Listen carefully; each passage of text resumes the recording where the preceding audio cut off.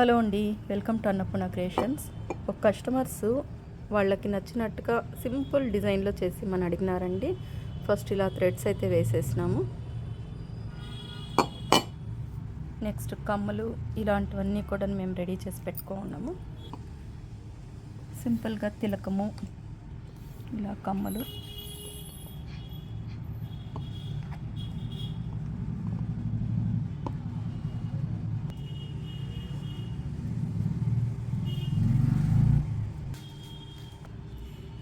ఇది అమ్మవారికి నెక్లెస్ మాదిరి నెక్లెస్ పెడతా ఉన్నాము.